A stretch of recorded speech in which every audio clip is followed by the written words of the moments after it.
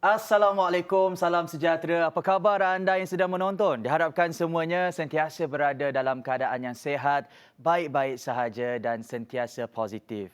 Kepada anda yang mungkin sedang diduga ketika ini, macam biasa saya nak pesan, jangan risau, terus bertabah, percayalah semuanya akan kembali reda dan menjadi baik seperti sedia kala. Baik, Gaspirasi pada malam ini kita akan bawakan cerita orang kita, kisah orang kita pun dan yang pasti cerita mereka akan memberikan inspirasi dalam kehidupan kita dari pelbagai perspektif. Kalau kita bercakap mengenai cita-cita semasa kita masih kecil dahulu, semua orang punyai impian masing-masing. Tapi apa yang membezakan impian kita dengan orang lain adalah usaha kita untuk mengubah impian itu menjadi sebuah realiti. Dan kalau kita imbau kembali segala usaha dan keringat yang telah kita curahkan dan kita lihat apa yang telah kita kecapi pada hari ini, pastinya ianya memberikan kepuasan kepada kita. Benar kata orang, usaha tidak akan pernah mengkhianati hasil. Dan saya nak beri sedikit gambaran mengenai tetamu kita pada malam ini. Beliau dan keluarga beliau pernah mengalami satu detik dan ketika situasi bankrupt pada ketika dahulu, namun ia tidak pernah melemahkan semangat beliau untuk terus mara ke depan, tak mahu toleh ke belakang, terus menjadi seorang pereka fashion tempatan yang berjaya. Saya kira saya boleh gelar beliau sebagai Chanel di Sarawak tu, dan beliau membuka sebuah butik pada usia yang sangat muda di tengah-tengah bandar Kuching di China Street, Jalan Main Bazar. Dan melihat kepada kekuatan beliau ini, saya boleh katakan in business wise, beliau merupakan seorang usahawan yang kita beri sahaja cabaran, beliau dapat harunginya dengan penuh kekuatan dan beliau dapat nampak setiap kelopongan dan peluang dalam cabaran tersebut.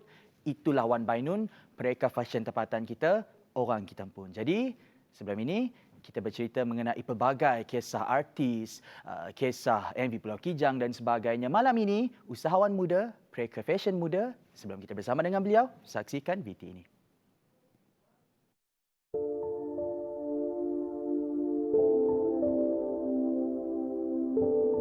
Jangan give up, walau macam mana pun keadaan. Kita sekarang tu biasalah bisnes tu up and down. Untuk masa depannya, pedulikan apa yang orang cakap tentang kita. Kita just fokus buat apa yang kita inginkan dan impikan. Bainun dengan karya-karyanya membawa tenun dari Sarawak dan soket Sarawak, dan karyanya yang sangat luar biasa. Bainun yang concern dengan etnik Sarawak.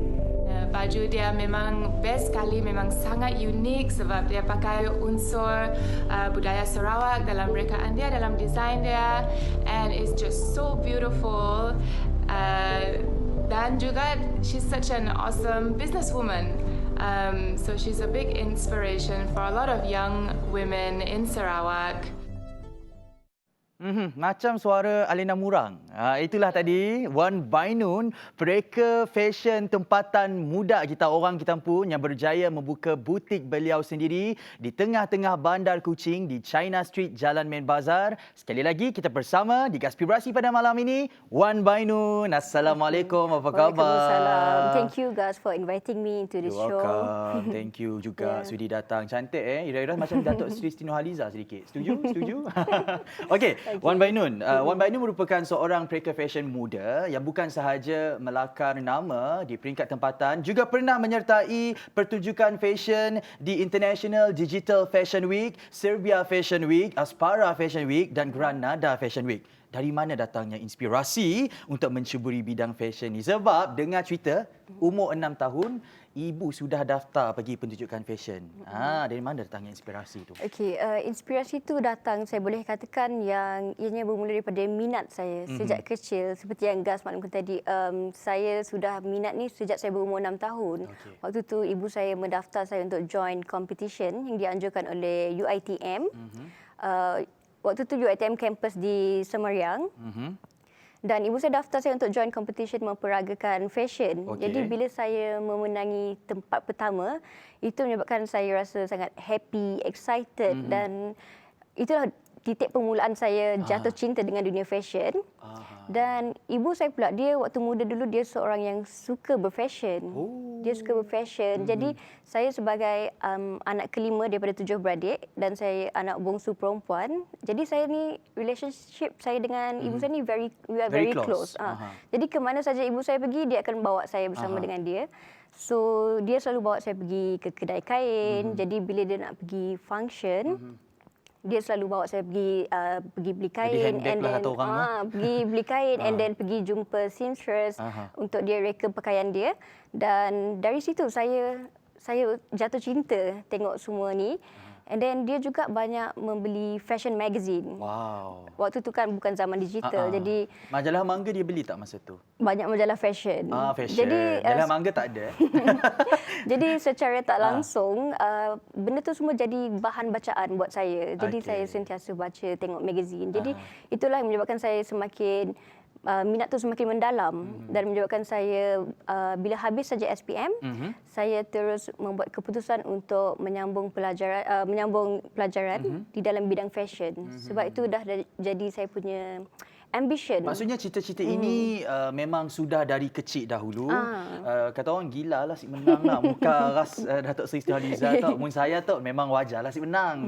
Jadi pokok je tepi-tepi cukup lah. Okay.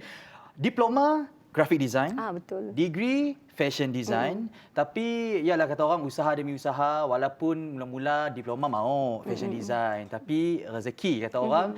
Walaupun si di diploma, degree-nya dapat fashion design. Jadi apa agaknya mungkin antara cabaran yang dihadapi semasa musim universiti ataupun semasa musim Wan Bainu tengah belajar ini? Sebab dengar cerita Wan Bainu ni masa dia belajar dulu buat project assignment di zaman universiti, orang lain semua pakai fabric senang. Orang lain semua guna fabric yang senang. Tapi tang dia ni, dia pakai fabric kain leather, susah nak dijahit. Konsepnya pula konsep stadium berbentuk sarang burung di China. Kau hadu.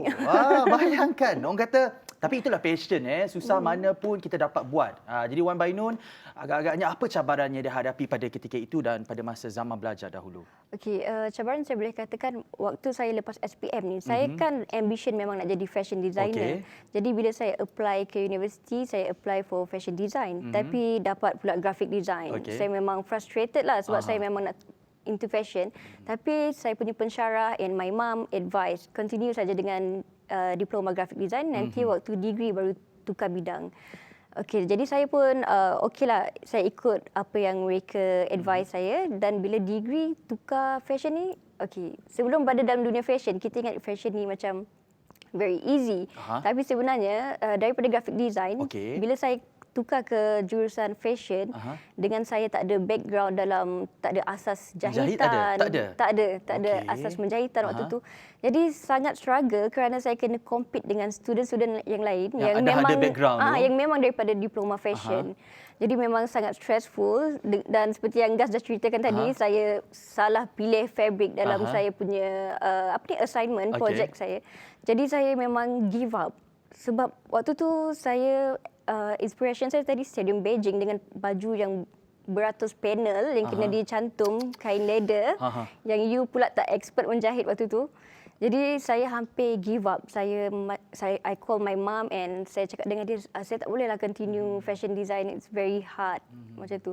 And then dia pun, macam mana your mom's response? Dia marah ke dia cakap sabar? Dia tak marah. Dia tak marah, dia cakap sabar. Dia cakap just buat yang saya mampu. Jangan give up dulu. Just pergi saja. Pergi saja assessment.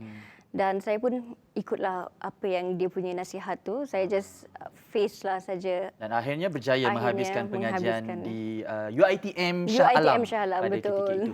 Baik penonton, kalau nak tahu Wan Bainu ini adalah seorang individu yang orang kata tidak mahu sekadar mencipta angan-angan. Beliau percaya bahawa pendidikan itu penting dan beliau tidak mahu tak ada pendidikan berkaitan dengan kerjaya beliau. Dan kalau kita lihat dalam dunia realiti sekarang, dalam dunia fashion, ada sahaja mereka fashion yang tak mempunyai latar belakang pendidikan yang berkaitan. Tapi tak salah sebenarnya sebab dunia hiburan, macam dunia hiburan, dunia fashion ni juga adalah satu yang berkonsepkan freelance. Jadi ianya bergantung kepada rezeki, tetapi pendidikan itu sentiasa penting. Dan bagi Wan Bainun sendiri, mengapa pentingnya academic qualification dalam bidang yang berkaitan dengan kerjaya kita ini perlu untuk kita miliki sebenarnya? Okey, macam yang Gas maklumkan tadi, dia memang tak salah kalau kita tak ada latar belakang. Banyak juga orang yang berjaya dalam bidang yang mereka, walaupun mereka tak ada background tu. Tapi kalau kita lihat di Malaysia ataupun di luar negara, kebanyakan mereka fashion yang disegani, yang ternama seperti Datuk Rizalman, Datuk Joven Mendegi, Datuk Tom Saufi, Rizman Ruzaini dan banyak lagi designer. Kalau kita lihat latar belakang mereka, mereka semuanya mempunyai pendidikan formal dalam bidang fashion. Okey. Jadi bagi saya kenapa penting untuk kita ada pendidikan yang berkaitan dengan kerjaya kita, kerana kita kena tanya diri kita. Contohnya kita ada ambition nak jadi fashion designer, kita kena tanya diri kita sejauh mana integriti kita untuk merealisasikan impian kita untuk menjadi peraker fashion yang profesional dan disegani. Jadi itu macam mana ya? Dan orang kata pendidikan itu penting sebenarnya sebab penting. ia adalah bukan satu proses yang sekejap tapi lifelong learning proses. Dan bagi Wan Bainun sendiri, mengapa melihat bahawa kita perlu untuk mempunyai pendidikan ini dan bagaimana pendidikan ini boleh menarik kita untuk berada pada landasan yang betul? Okey, macam semua orang ada bakat, ada talent. Jadi kenapa education ni penting? Sebab setiap bakat tu dia perlu diasah, dia perlu dibimbing dan juga dia perlu melalui pelbagai proses di mana ianya sama ada melalui pendidikan formal ataupun melalui pengalaman dalam industri. Kalau kita lihat kerjaya seorang peraker, biasanya dia punya sebahagian besar tolak titik daripada kerjaya mereka adalah daripada education yang berkualiti yang di-provide kepada designer tersebut. Itu yang penting. Dan dalam dunia pengacaraan sendiri, ramai sebenarnya antara mereka juga yang berlatar belakangkan pendidikan yang berkualiti. Kita ada Dato' Aznil Nawawi, Azwan Ali, pengacara yang berlatar belakangkan dalam jurusan undang-undang dan sebagainya. Jadi pendidikan ini sentiasa penting dalam kehidupan kita. Selepas ini kita nak tanya, mengapa platform pertama tempatnya dipilih adalah Jakarta, Indonesia dan bukan Malaysia? Selepas ini jangan ke mana-mana, Gaspirasi.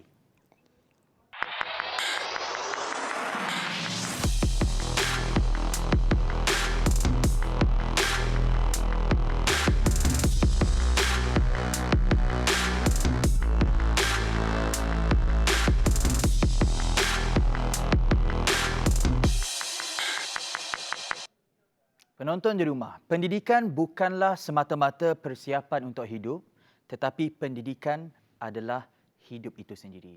Tadi kita berbicara mengenai kepentingan pendidikan dalam kerjaya kita. Kita masih lagi bersama dengan Wan Bainun dalam Gaspirasi. Jadi kita nak tanya Wan Bainun lah. Sebab pengalaman dan kemahiran yang ditimba oleh Wan Bainun bukan sahaja terhad dari Malaysia. Beliau juga menjalani industrial training final semester pada ketika itu. Dan Wan Bainun memilih untuk bekerja bersama dengan Jenny Jahyawati, seorang peraker fashion terkenal Indonesia dan juga pengasas bagi Indonesia Modest Fashion Week. Jadi mengapa memilih Indonesia sebagai platform pertama untuk menimba pengalaman dalam dunia fashion ini? Okey, kenapa saya pilih Indonesia? Waktu dalam zaman belajar lagi, saya sebenarnya dah buat research.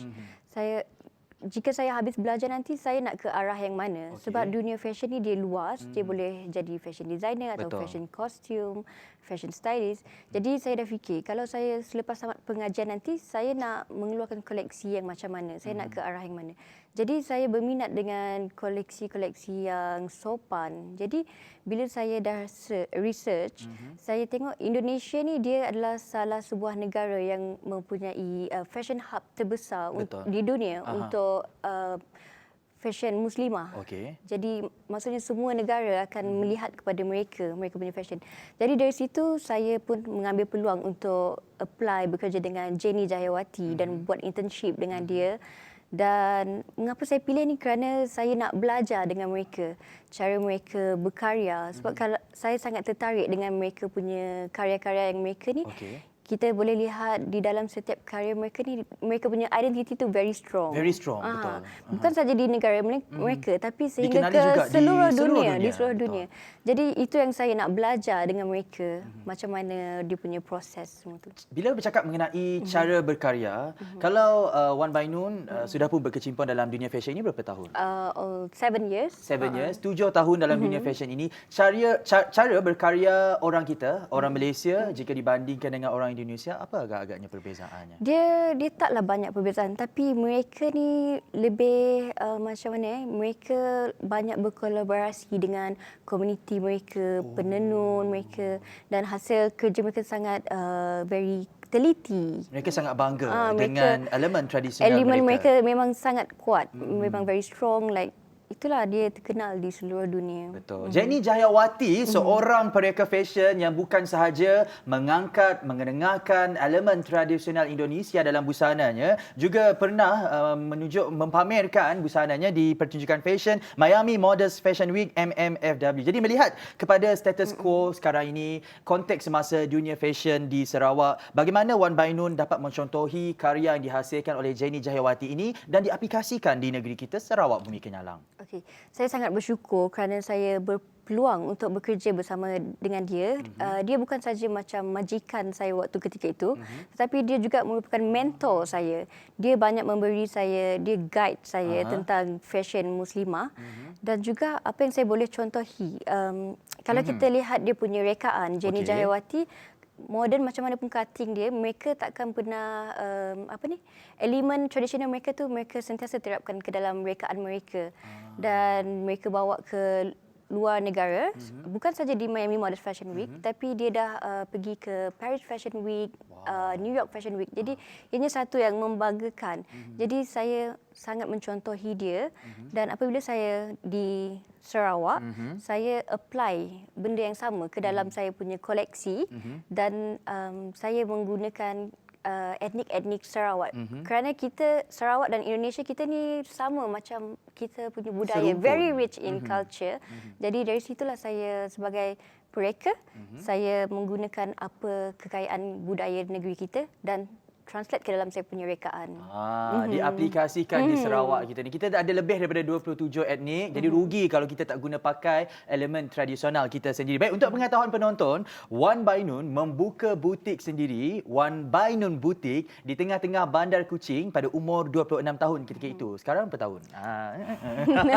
Okey, sekarang mungkin lebih sikit daripada 30 tahun. Okey, jadi Wan Bainun apabila membuka butik di satu bandar yang orang kata berkembang maju, di Bandar Kuching, di tengah-tengah Bandar Kuching pula tu, apa perasaan dan mungkin apa konsep yang ditengahkan dalam busana-busana Wan Bainun di butik Wan Bainun? Okey, untuk di butik saya, konsepnya adalah saya membuat sesuatu koleksi itu, koleksi yang boleh dipakai oleh pelbagai lapisan masyarakat. Tak kisah you Muslim or non-Muslim. Non-Muslim boleh pakai juga? Non-Muslim pun boleh pakai dan orang yang Muslimah pun boleh pakai. Jadi sambil tu saya terapkan elemen tradisional Sarawak seperti penggunaan fabrik puak kumbu, songket Sarawak, tapi dimodernkan, maksudnya dikontemporarikan supaya dia jadi minimal dan boleh dipakai di seharian. Kebanyakannya ready to wear. Sebab kalau kita bandingkan ready to wear dengan tempahan secara custom made, lebih-lebih lagi daripada golongan VIP, pulangannya pasti lumayan. Jadi Wan Bainun, kenapa ready to wear? Okey, kenapa saya memilih ready to wear? Actually, untuk custom made dan ready to wear ni, masing-masing ada kelebihan dan kekurangan masing-masing. Jadi kenapa saya fokus kepada ready to wear? Pertama sekali, bila berada dalam bidang perniagaan ni, saya fikir nak menjual. Jadi kenapa ready to wear? Kerana dia punya price. Kalau membuat koleksi ready to wear ni, harga kita boleh jual pada harga yang berpatutan, yang boleh dimiliki oleh semua lapisan. Dan selain itu juga ready to wear ni, what you see is what you get. Betul? Maksudnya you pergi ke satu butik, you tengok baju tu, you suka, you try it on, you rasa dia punya fabric, you suka, you beli. Jadi dia macam kepuasan untuk customer dan juga saya. Bijak tak? Nampak tak bijak? Memang selalunya orang bijak ni, selalunya anak kelima daripada 7 orang adik-beradik. Sama kan? Lepas tu ada 3 perempuan, 4 lelaki. Sama kan? Selalunya kita orang bijak. Okay. Business wise, masa COVID-19 ni, pandemik ni sangat mencabar. Jadi apa alternatif Wan Bainun untuk terus memastikan kelangsungan perniagaan Wan Bainun? Okey, apa alternatifnya sekarang ni disebabkan pandemik, kadang-kadang banyak operasi bisnes terjejas. Jadi apa yang alternatifnya adalah semua kita kena go online. Sekarang ni memang semua orang banyak shopping online, even beli groceries pun online. Jadi menjual secara online selain daripada physical store tadi. Selain daripada online, mungkin ada satu lagi perniagaan yang diusahakan secara sambilan menjual pakaian bundle dan sebagainya, mungkin ada? Itu memang ada perniagaan. Kita ada ada perniagaan bundle thrift shop, iaitu vintage gallery, atas saja dengan butik saya. But yang tu adalah another business. Itu adalah strategi untuk memastikan bahawa perniagaan beliau terus survive masa pandemik COVID-19 ini. Tapi, tidakkah beliau bimbang sebab beliau adalah seorang celebrated designer di Sarawak? Perniagaan bundle, tidakkah ia akan mengganggu gugat reputasi beliau sebagai seorang pelaku fashion? Selepas ini, jangan ke mana-mana. Gaspirasi.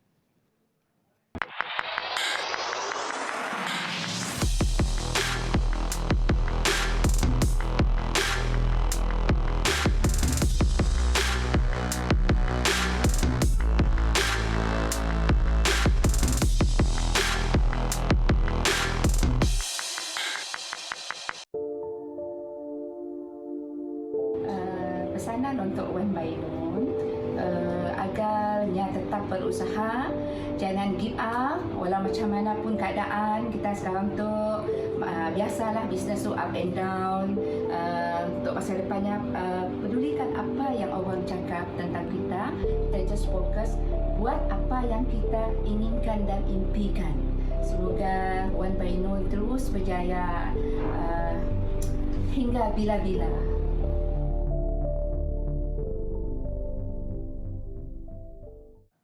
Itu adalah kata-kata daripada Ibu Wan Bainun, Puan Kilan Cahaya Hanapi. Baik penonton, pernah tak dengar pepatah ini? Hujan emas di negeri orang, hujan batu di negeri sendiri. Lebih baik di negeri sendiri. Berpuiti sungguh pada hari ini ya. Okey, Wan Bainun melihat kepada situasi fashion pada hari ini secara realitinya, ianya lebih berkembang di Kuala Lumpur berbanding di negeri-negeri lain di Malaysia termasuk di Sarawak. Jadi mengapa agak-agaknya Wan Bainun memilih Sarawak sebagai tapak untuk mengembangkan karier dalam bidang fashion? Okey, kenapa saya memilih Sarawak? Ya, kalau flashback balik sewaktu saya zaman belajar, saya teringat pesanan pensyarah saya Dr. Kamal. Okey. Waktu tu dia bagi tahu dekat kita semua student, dia cakap kamu semua ni sudah diberikan pendidikan yang formal, ada talent. Kenapa nak berada di Kuala Lumpur, nak bersaing dengan orang yang dah lama bertapak di sana? Kenapa tak pulang ke tempat masing-masing, kampung halaman masing-masing dan contribute dengan negara sendiri? Jadi benda tu selalu bermain di fikiran saya dan saya pun decide untuk memilih Sarawak kerana saya rasa saya nak contribute untuk negara saya. Sebab jika semua yang talented, yang ada education dalam bidang fashion ni keluar daripada Sarawak ke Kuala Lumpur dan negara-negara lain, jadi di Sarawak nanti tak ada orang yang boleh guide generasi lain, orang-orang muda yang nak berada dalam bidang fashion. Selain itu, saya bidang fashion ni bukan saja saya menaikkan jenama saya, branding saya, tapi secara tidak langsung menyumbang kepada industri kreatif dan pelancongan di negeri Sarawak. Baik, tapi dari business wise tak rasa rugi ke? Sebab kita sentiasa beranggapan bahawa di Kuala Lumpur sana banyak event, banyak mereka yang memerlukan busana untuk function dan sebagainya. Jadi dari segi keuntungan tu tak rasa rugi ke apabila mengembangkan karier di Sarawak? Hashtag kata orang Sarawak, kata aku ajak lah. Okey, dia macam mana? Dia tak rugi kerana kita kena tahu kita punya target market tu kita nak menjual kepada siapa. Betul. Jadi bila saya memilih Sarawak ni, rekaan saya yang etnik, saya dah tahu saya nak menjual kepada orang yang datang ke Sarawak, pelancong-pelancong, foreigner. Jadi ianya rezeki ada di mana-mana, tak kira you di Kuala Lumpur atau di Sarawak. Di sini pun saya ada customer saya sendiri, pelanggan tersendiri. Okey, dan antara sumber inspirasi kepada Wan Bainun ini adalah Datuk Seri Barnard Chandran dan juga Datuk Tom Abang Saufi, yang mana kita tahu Datuk Tom Abang Saufi ini adalah ikon fashion orang Kitampun, berasal dari Sarawak. Ikon fashion yang mengenengahkan motif batik Sarawak di peringkat yang lebih tinggi. Jadi Wan Bainun, apabila Wan Bainun berada dalam industri fashion ini dan mengidolakan mereka, apa misi Wan Bainun? Okey, misi saya adalah sebab saya idola dengan mereka. Jadi saya tengok macam mana mereka punya design, macam mana mereka membawa nama Sarawak, nama Malaysia di peringkat antarabangsa. Jadi itulah yang saya berazam untuk mengikut jejak langkah mereka. Saya nak membuat collection yang bukan saja untuk diri saya tapi juga untuk saya boleh bekerjasama dengan penenun-penenun di Sarawak seperti penenun songket. Kita sama-sama mengangkat industri kreatif di Sarawak ni. Mungkin Datuk Tom Abang Sofi mengenengahkan motif batik Sarawak. Kalau Wan Bainun sendiri macam mana perancangan Wan Bainun? Okey, kalau macam saya ni seorang yang saya suka bereksperimen, saya suka culture apa yang ada di Sarawak ni. Kita ada pelbagai kaum etnik. Jadi saya banyak menggunakan songket-songket Sarawak, puak kumbu. Saya mixkan semua tu ke dalam rekaan saya. Macam yang digayakan oleh Wan Bainun sekarang ini adalah Ini adalah songket. songket Sarawak kita pun. Songket yang ini songket Malaysia lah, Songket tapi Malaysia. dibuat casual supaya dia tak formal. Cantik. Memang contemporary. Maksudnya boleh diguna pakai bukan sahaja untuk function dan sebagainya. Boleh juga untuk membeli belah ke, pergi ke shopping betul. mall kan. Bijak. Anak kelima daripada tujuh ni memang bijak. Okey Wan Bainun.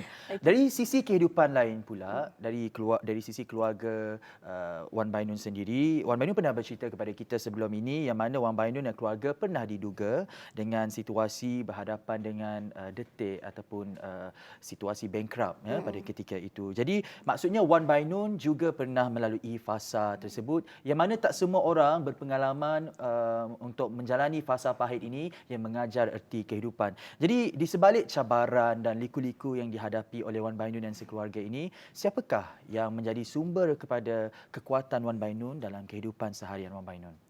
Okey, sumber kekuatan saya adalah daripada ibu bapa saya, daripada suami saya dan juga daripada Allah. Saya boleh katakan sewaktu family saya jatuh bankrupt, di mana ibu saya ni dia dalam bisnes tu dia telah ditipu sebanyak beratus ribu. Memang bankrupt sehingga kan parents saya kena jual kereta semua. Memang kita tak ada apa dah. Sehingga kan ayah saya terpaksa berkorban demi keluarga, untuk sara keluarga ni. Dia terpaksa mengambil job untuk jadi pemerhati orang berperang di Afrika. Meninggalkan keluarga. Jadi bila dia pergi ke sana, itu antara hidup dan mati. Sebab ada kawan dia yang naik kapal terbang di Afrika waktu tu dikena bom dan meninggal. Dan bila ayah saya pergi ke Afrika tu, saya lihat ibu saya selalu menangis setiap malam, and dia every night dia akan baca Yasin, dia akan doa untuk ayah saya. Dan dari situ slowly saya tengok hidup kami yang waktu tu sangat susah, dia slowly naik lah. Jadi pengalaman itulah yang menjadi sumber kekuatan untuk saya dalam hidup supaya tidak give up. Sebab saya tengok macam mana susahnya waktu tu, parents saya terpaksa berkorban pergi ke Afrika dan kita pula makan nasi yang tak berlaukkan apa-apa dan tak ada orang yang tahu kesusahan kita waktu tu. Jadi itulah yang menjadi sumber kekuatan untuk saya sentiasa move on dengan hidup. Like whatever besar mana pun masalah, kita kena bangkit semula. Betul. Itu yang saya belajar melihat kepada kedua-dua ibu bapa saya. Bagaimana mereka bangkit dalam hidup. Dan melihat kepada keluarga Wan Bainun ini, ada satu fashion show di Jakarta.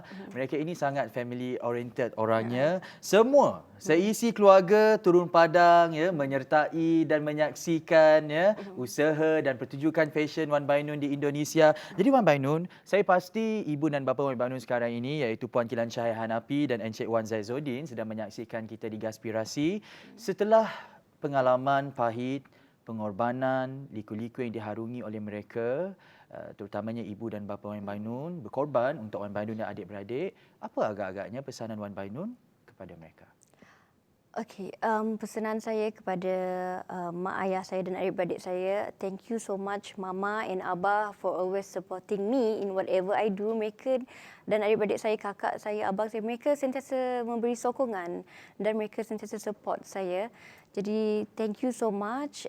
Saya tak akan pernah dapat nak balas balik apa yang mereka dah buat untuk saya dan semoga kami ni sentiasa berkasih sayang sehingga ke jannah dan support each other dan berjaya dunia akhirat. Gitu. Sumber kekuatan datangnya daripada keluarga, usaha itu penting, yang bulat tak pernah datang bergolek, yang pipih tak datang melayang.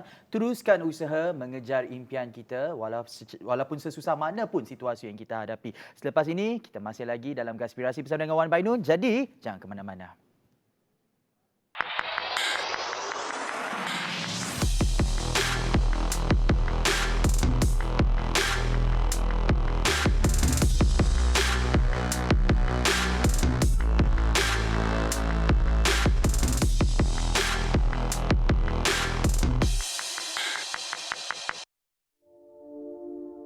Dulu 2012 Wan Bainun pernah magang di butik saya di Jakarta. Pada waktu itu saya sudah mempercayakan Bainun untuk mendesain dan membuat koleksi untuk koleksi saya di fashion show. Dan pada tahun 2019 saya mengundang Wan Bainun untuk ikut dalam partisipasi Indonesia Modest Fashion Week, dan Bainun dengan karya-karyanya membawa tenun dari Sarawak dan soket Sarawak, dan karyanya yang sangat luar biasa. Bainun yang concern dengan etnik Sarawak. Baju dia memang best sekali, memang sangat unik sebab dia pakai unsur budaya Sarawak dalam rekaan dia, dalam desain dia, and it's just so beautiful. Dan juga she's such an awesome businesswoman. So she's a big inspiration for a lot of young women in Sarawak. Hi there, just Melanie from Australia. Just want to give a quick mention in regards to why I love Wan's creations. Not only do they represent the beautiful culture of Malaysia, that they're one-of-a-kind pieces and they're extremely elegant. I've had my skirt now for 3 years and I still get compliments to this day. Still own it, still wear it. Thank you so much for sharing your creations with the world.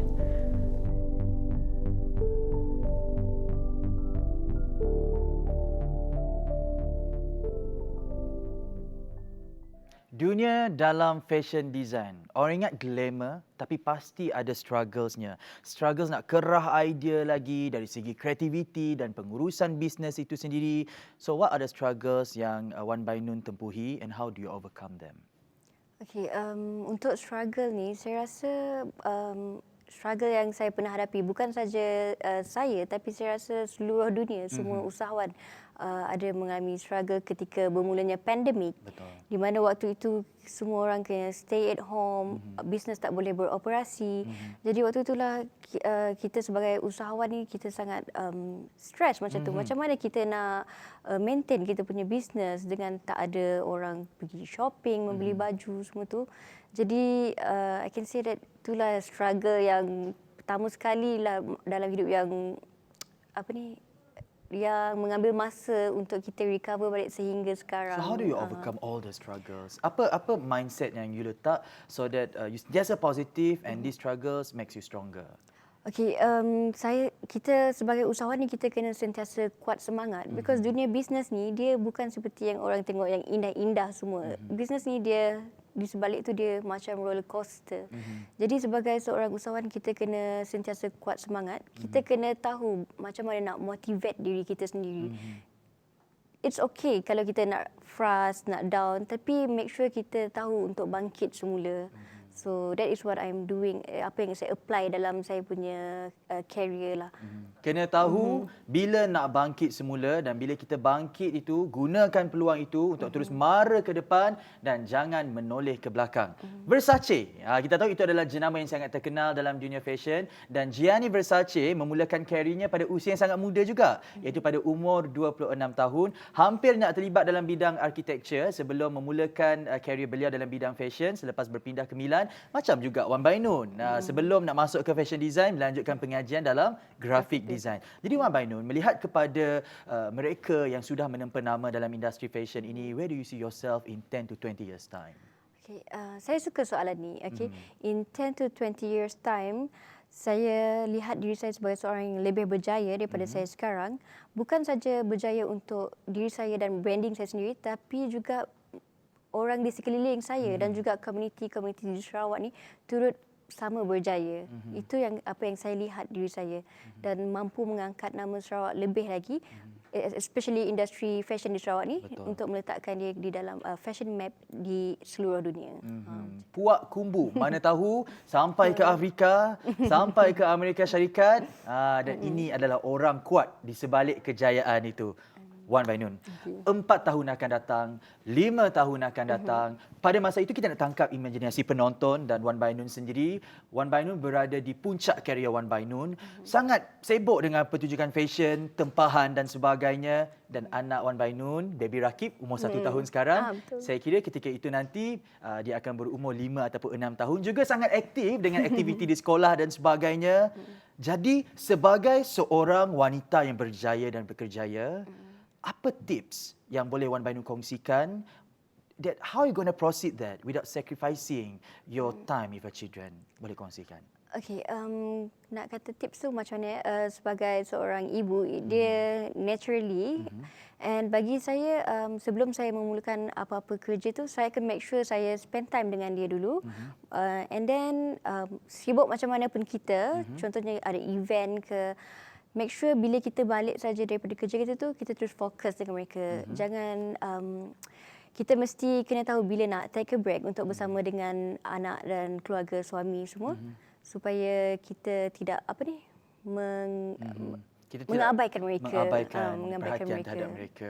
Dan agak-agaknya nanti mungkin apabila sudah besar, saya kira Baby Rakib ini akan mencontohi kekuatan pada ibunya, Wan Bainun pada malam ini. Jadi Wan Bainun, akhir sekali pada mereka di luar sana yang mungkin nak berjinak-jinak dalam dunia fashion ini, yang mungkin takut sebab ia adalah satu konsep freelance di dunia fashion ini. Jadi mereka takut kerugian itu akan mereka alami. Pesanan Wan Bainun kepada mereka untuk terus percaya diri dan maju ke hadapan.